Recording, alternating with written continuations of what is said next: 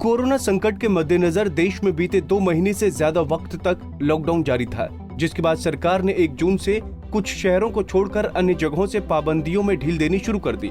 हालांकि इस दौरान भी लोगों से जरूरी एहतियात बरतने को कहा गया है। वैसे इस 2 महीने के लॉकडाउन के दौरान सरकार ने लोगों की आर्थिक स्थिति का ध्यान रखते हुए कई तरह की वित्तीय मदद और घोषणा की। इतना ही नहीं, इस दौरान सरकार फाइनेंशियल डेडलाइन को 31 मार्च से बढ़ाकर 30 जून 2020 तक कर दिया। ऐसे में हम आपको आज बताने जा रहे हैं कि उन फाइनेंशियल कामों के बारे में जिन्हें अब आपको 30 जून तक पूरा करना होगा। पैन कार्ड का आधार कार्ड से लिंक। सरकार ने देशवासियों को अपने पैन कार्ड को आधार कार्ड से लिंक करने को कहा था। इस काम की आखिरी तारीख 31 मार्च 2020 थी, लेकिन कोरोना संकट के चलते इसकी समय सीमा को 30 जून तक बढ़ा दिया गया। ऐसे में अगर आपने अपने आधार को पैन से अभी तक नहीं लिंक कराया है तो जल्द से जल्द करा लें, वरना 30 जून के बाद आपका पैन कार्ड रद्द हो जाएगा। टैक्स में छूट के लिए इन्वेस्टमेंट। फाइनेंशियल ईयर 2019 और 20 के लिए आयकर विभाग ने ITR दाखिल करने की आखिरी तारीख को 31 जुलाई से आगे बढ़ाकर 30 नवंबर कर दी है।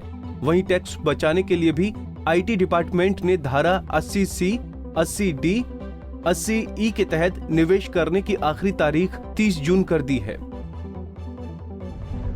2018 और 19 का ITR। अगर आपने 2018 और 19 के फाइनेंशियल ईयर का ITR रिटर्न अभी तक दाखिल नहीं किया है तो आप उसे अब फाइल कर सकते हैं। इसके अलावा रिवाइज्ड ITR भी 30 जून तक दाखिल किया जा सकता है। पहले इन्हें फाइल करने की आखिरी तारीख 31 मार्च थी। फॉर्म 16 और फॉर्म 15G और 15H। आमतौर पर कर्मचारियों को उनकी कंपनी की तरफ से फॉर्म 16 मई के महीने में मिल जाता था, लेकिन इस बार सरकार ने एक ऑर्डिनेंस के जरिए फॉर्म 16 को जारी करने की तारीख 15 जून से 30 जून के बीच कर दी है। फॉर्म 16 एक तरह का TDS सर्टिफिकेट होता है, जिसकी ITR दाखिल करते वक्त जरूरत पड़ती है। वहीं निवेशकों को भी राहत देते सरकार ने फाइनेंशियल ईयर 2019 और 20 में जमा किए गए फॉर्म 15G और 15H को 30 जून 2020 तक की मान्यता दे दी है। ऐसे में वो लोग जो अपनी राय से कर की शून्य कटौती चाहते हैं, इन फॉर्म को जुलाई 2020 के पहले सप्ताह तक जमा कर सकते हैं। स्मॉल सेविंग अकाउंट में डिपॉजिट। अगर आपने PPF या फिर सुकन्या समृद्धि खाते में 31 मार्च 2020 तक किसी तरह की कोई न्यूनतम राशि जमा नहीं कराई है तो अब आप ये काम 30 जून तक कर सकते हैं। इसके लिए आपको कोई पेनल्टी नहीं देनी पड़ेगी। PPF खाते का एक्सटेंशन।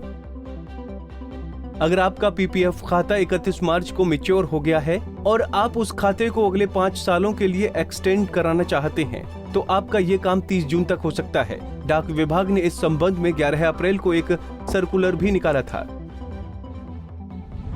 सीनियर सिटीजन स्कीम में निवेश। केंद्र ने 55 से 60 साल के ऐसे लोग जो कि फरवरी से अप्रैल के बीच में रिटायर्ड हुए, उन्हें सीनियर सिटीजन स्कीम में निवेश करने के लिए राहत दी थी।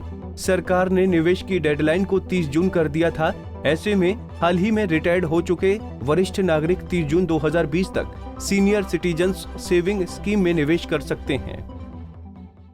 हमसे जुड़े रहने के लिए हमारे YouTube चैनल को सब्सक्राइब करें और नई वीडियो की नोटिफिकेशन के लिए बेल आइकॉन को दबाएं। अगर आप ये वीडियो Facebook पर देख रहे हैं तो लाइक जरूर करें और ज्यादा से ज्यादा शेयर करें। धन्यवाद।